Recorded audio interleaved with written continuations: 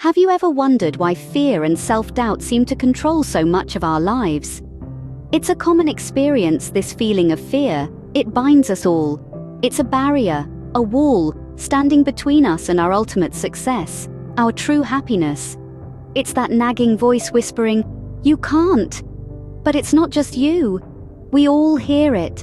It holds us back, keeps us from reaching our full potential. But what if we could harness that fear and use it to our advantage? Let me share with you a story about a woman named Sarah.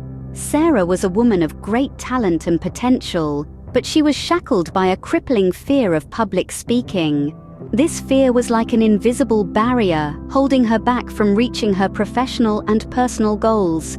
It made her feel small when she wanted to stand tall, silent when she wanted to speak out.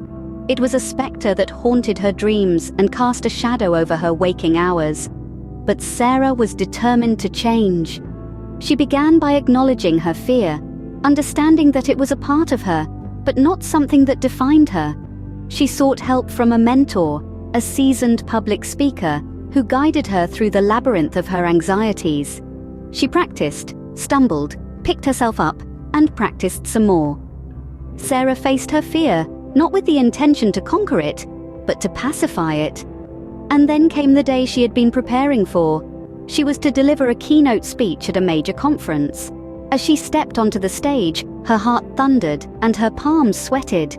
But she took a deep breath, looked out at the sea of faces, and began to speak.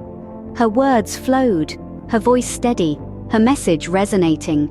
Sarah's triumph was not just in delivering that speech, but in the journey she undertook to get there. Her story became a beacon of hope, inspiring others to face their own fears. Sarah's story is a testament to the power of confronting and overcoming our fears. Now, you might be wondering, how can I overcome my own fears just like Sarah? Firstly, it's essential to recognize and acknowledge your fears. You can't conquer what you're unwilling to confront. By identifying your fears, you take away their power to control you. Next, harness the power of positive thinking. Fear is often a product of our own thoughts and perceptions. By shifting your focus from what could go wrong to what could go right, you can change your perspective and build your resilience. Lastly, embrace the value of gradual exposure. This means progressively facing your fears in small, manageable steps. It's like learning to swim by first dipping your toes in the water. This approach allows you to build confidence and proves to you that your fear is not as potent as you've made it out to be. Remember, the journey to overcoming your fears starts with a single step. So what is stopping you from taking that step today?